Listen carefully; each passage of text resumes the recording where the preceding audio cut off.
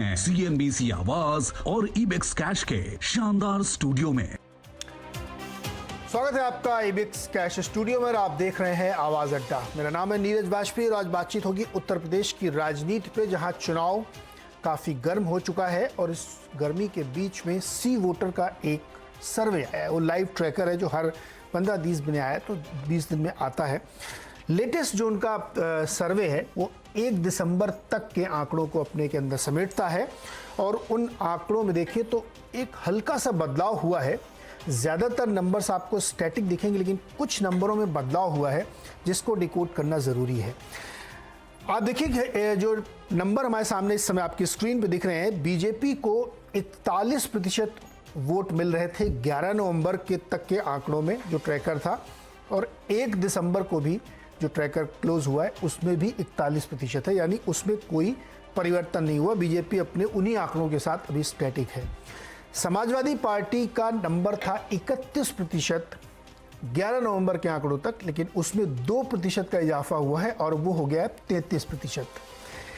ये जो 2% बढ़ा, ये आया कहाँ से? ये आया है बहुजन समाज पार्टी की तरफ से, यानी वह जो 15% का आंकड़ा 11 नवंबर को था वो घट के अब 13% के बीच में रह गया है। यानी जो बसपा का नुकसान है वो सपा के फायदे में कन्वर्ट हुआ है, लेकिन बीजेपी अभी भी अपनी 41% की मार्जिन के साथ तगड़ी लीड बनाए हुए है। ये 1 दिसंबर तक के आंकड़े हैं।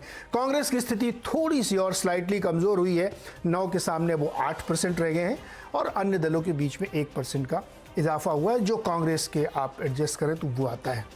दूसरा सवाल एक और इसमें महत्वपूर्ण पूछा गया कि अभी भी जनता की पहली पसंद मुख्यमंत्री के तौर पे कौन है? तो स्वाभाविक से जो नाम है योगी आदित्यनाथ जी का नाम लिया गया, तो उनका नंबर आया है 43%, जो 11 नवंबर की तुलना में 1.6% ज़्यादा है। पहले 41.4 था, अब वो 43% हो गया है। दूसरे नंबर पे अखिलेश यादव हैं जो 31.7% थे, उसमें हल्की सी कमी आई है और वो 30% पे, यानी 1.7% की कमी आई है।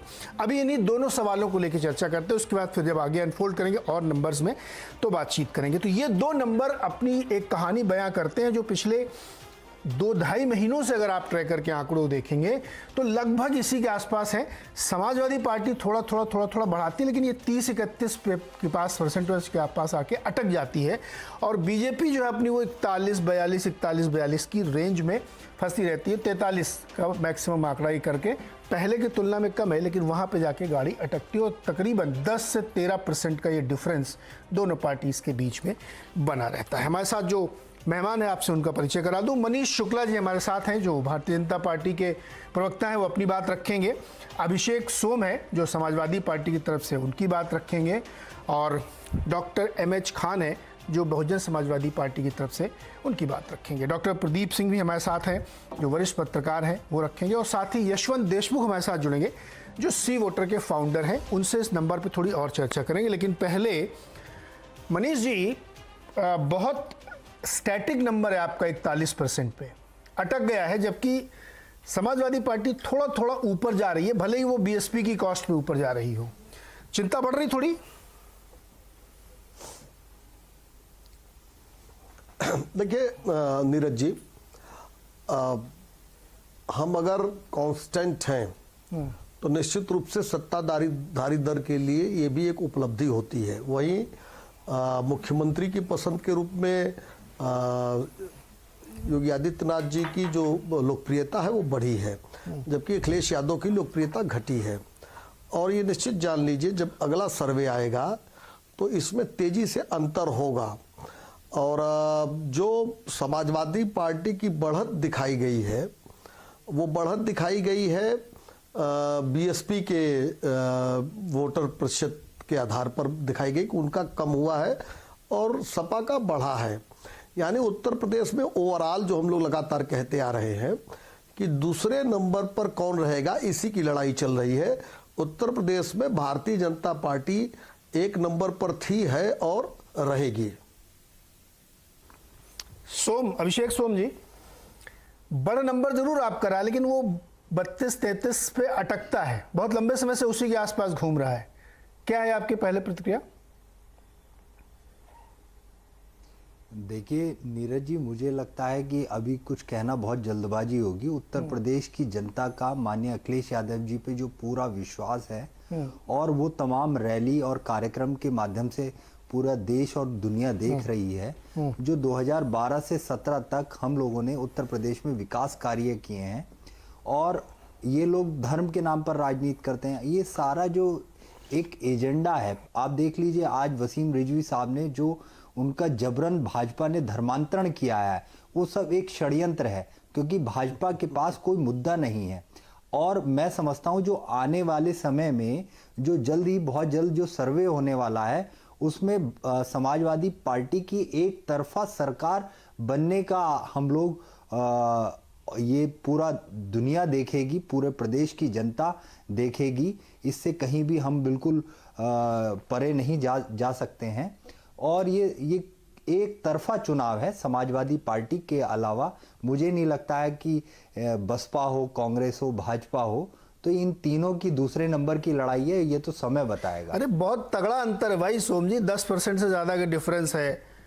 आज से नहीं है, हर 15-20 दिन पर ट्रैकर के आंकड़े यही कह रहे हैं। 10% का मार्जिन समझते हैं, बहुत बड़ा डिफरेंस होता है।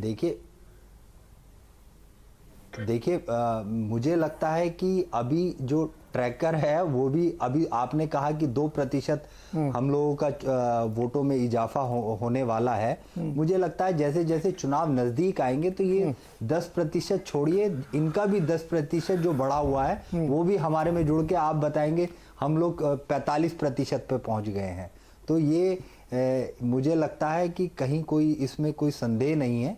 उत्तर प्रदेश की जनता ने 2022 में मुख्यमंत्री के रूप में अखिलेश यादव जी को चुनने का फैसला किया है और यही फैसला आने वाला है।